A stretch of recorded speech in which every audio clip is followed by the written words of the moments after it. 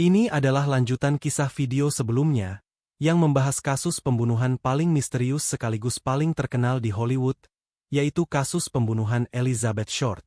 Untuk mendapat pemahaman yang lebih baik, sangat disarankan untuk menyimak uraian di video sebelumnya terlebih dulu.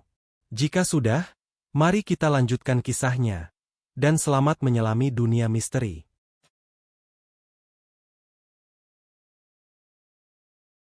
Karena lingkaran pertemanan atau kenalan Elizabeth sangat luas, dan melibatkan orang-orang terkenal dan berpengaruh, para detektif pun menghadapi tugas yang sangat berat.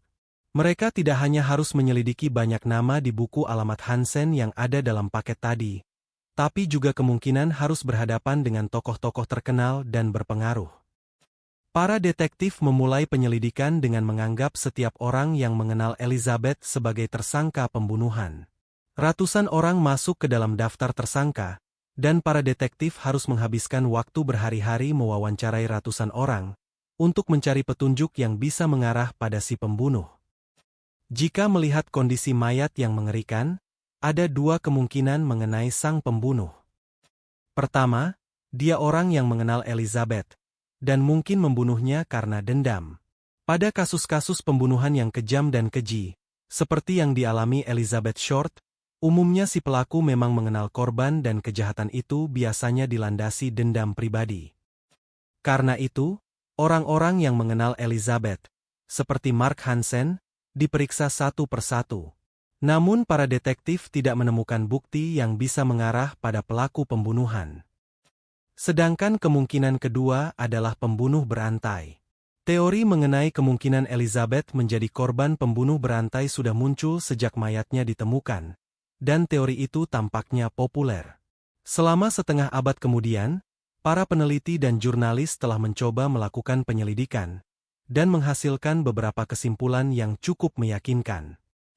Setelah lebih dari 60 tahun, setidaknya ada 24 tersangka yang dianggap paling mungkin melakukan pembunuhan terhadap Elizabeth Short, dan berikut ini beberapa nama yang paling populer. Yang pertama adalah Cleveland Torso Murder. Pada 1930-an, sebelum pembunuhan Elizabeth, ada seorang pembunuh berantai yang meneror Cleveland. Pembunuh itu dikenal dengan julukan Matt Butcher of Kingsbury Run. Julukan terhadap kasusnya adalah Cleveland Torso Killer. Julukan itu muncul karena seluruh korban dimutilasi dengan sayatan yang rapi, persis seperti yang terjadi pada Elizabeth. Kasus pembunuhan itu ditangani oleh Eliot Ness yang legendaris. Eliot Ness dikenal sebagai detektif yang berhasil menangkap dan memenjarakan mafia kelas kakap Al Capone. Namun, meski kasus itu ditangani oleh Eliot Ness, kasus pembunuhan Cleveland tidak bisa dipecahkan. Karenanya wajar ketika banyak orang percaya kalau pelaku pembunuhan dalam kasus Elizabeth juga dilakukan orang yang sama. Tetapi mungkinkah pembunuh dari Cleveland pindah ke California dan membunuh Elizabeth? Yang kedua adalah George Knowlton.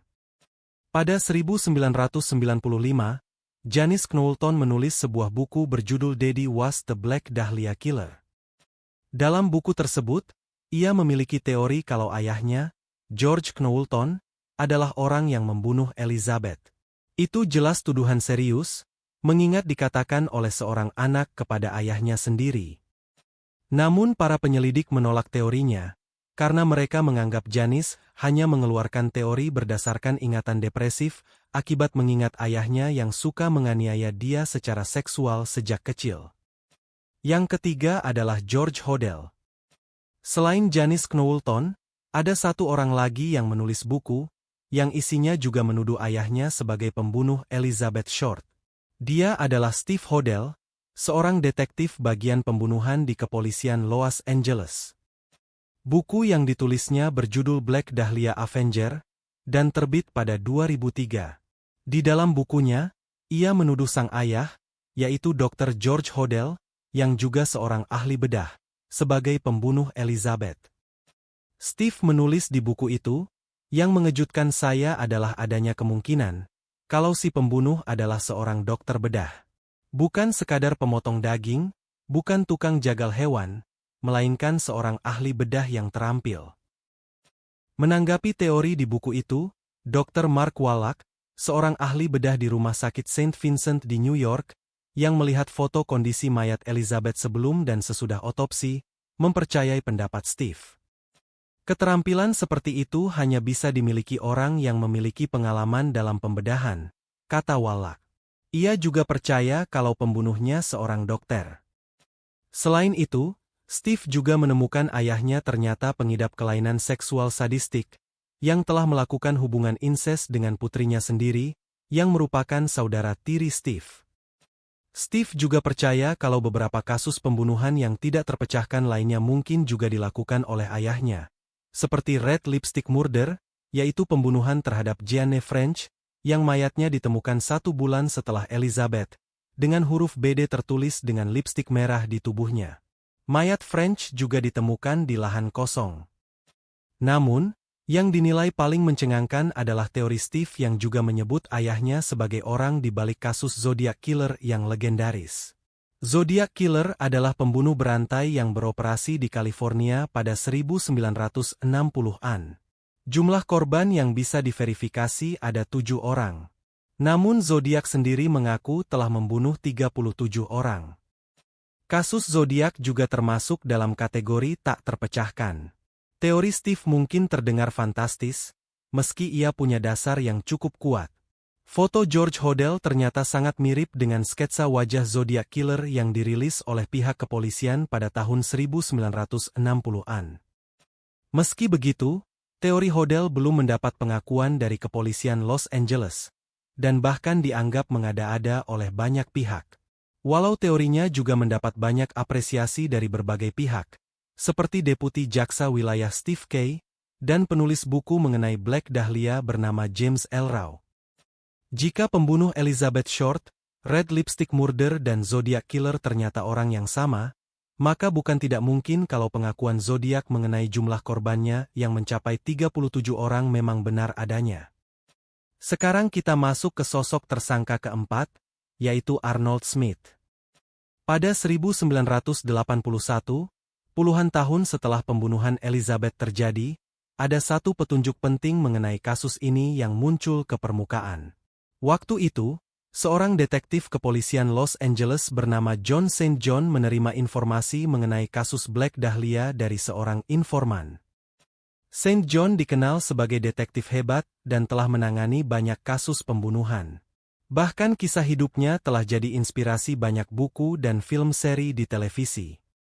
Suatu hari, seorang informan datang kepadanya dan memberikan sebuah rekaman pengakuan dari seseorang yang bisa jadi sang pembunuh Black Dahlia. Pria dalam rekaman itu juga telah menunjukkan beberapa foto dan barang-barang pribadi yang diklaimnya sebagai milik Elizabeth kepada sang informan. Pria itu bernama Arnold Smith. Dalam rekaman itu, Smith menyatakan bahwa rekannya, bernama Al Morrison, yang juga seorang pelaku kejahatan seksual, adalah orang yang telah membunuh serta memutilasi Elizabeth. St. John percaya bahwa Arnold Smith dan Al Morrison sebenarnya pria yang sama. Selain pengakuan, rekaman itu juga menceritakan detail bagaimana Elizabeth dibunuh. Smith bercerita kalau Elizabeth datang ke kamar Al Morrison di Hollywood, karena waktu itu ia tidak punya tempat untuk menginap. Morrison lalu membawa Elizabeth ke sebuah rumah di dekat San Pedro, dan mengajaknya berhubungan seks, tapi Elizabeth menolak. Morrison marah atas penolakan itu, dan menganiaya Elizabeth, yang kemudian berujung pada pembunuhan dan mutilasi terhadap wanita tersebut. Rekaman itu sebenarnya bukti penting yang dapat mengarahkan polisi pada si pembunuh Elizabeth Short. Sayangnya, informasi mengenai keberadaan rekaman itu kemudian bocor ke pers. Media-media pun heboh dengan kemungkinan adanya tersangka baru dalam kasus pembunuhan Black Dahlia. Akibatnya, Arnold Smith menghilang dan tidak bisa dihubungi, mungkin karena ketakutan. Informan St. John tidak mengetahui di mana Arnold Smith tinggal, namun ia meninggalkan beberapa pesan untuk Smith supaya bisa bertemu. Akhirnya, pesan itu dibalas Smith, yang mengatakan bersedia bertemu. Belakangan, pertemuan yang mungkin bisa menjadi kunci pemecahan kasus itu tidak pernah terjadi. Beberapa hari sebelum pertemuan itu, Smith ditemukan tewas dengan kondisi mengerikan di atas tempat tidurnya di Holland Hotel. Smith diduga merokok ketika ia tertidur, dan api rokoknya menyulut barang-barang di sekitarnya tanpa ia sadari dan memicu kebakaran. Akibatnya tubuh Smith terbakar habis bersama tempat tidurnya, termasuk dokumen-dokumen yang diduga milik Elizabeth. Kematian Smith agak mencurigakan, namun polisi tidak menemukan bukti adanya kejahatan dalam peristiwa itu. Bisa dibilang ini misteri di dalam misteri. Terlepas apakah Smith mati karena dibunuh atau murni tewas akibat kebakaran, yang jelas salah satu kunci yang mungkin bisa memecahkan misteri pembunuhan Black Dahlia lenyap untuk selama-lamanya. Mungkinkah Arnold Smith memang pembunuh Elizabeth Short yang sesungguhnya? Sayangnya kita tidak bisa mengetahui apalagi memastikannya. Sejak kasus itu muncul pada 1947 hingga setengah abad setelahnya, tak terhitung banyaknya teori, spekulasi, dan aneka bukti baru yang bermunculan terkait terbunuhnya Elizabeth Short. Namun semua itu tampaknya tak mampu menuntun polisi untuk menemukan jejak sang pembunuh. Sampai sekarang, kasus ini masih gelap. Setelah lebih dari 60 tahun, pihak kepolisian Los Angeles masih mengkategorikan kasus ini sebagai unsolved atau tak terpecahkan. Jangan lupa like, komen, share dan subscribe, agar tidak ketinggalan kisah-kisah misteri lain di channel ini. Sampai jumpa di kisah berikutnya.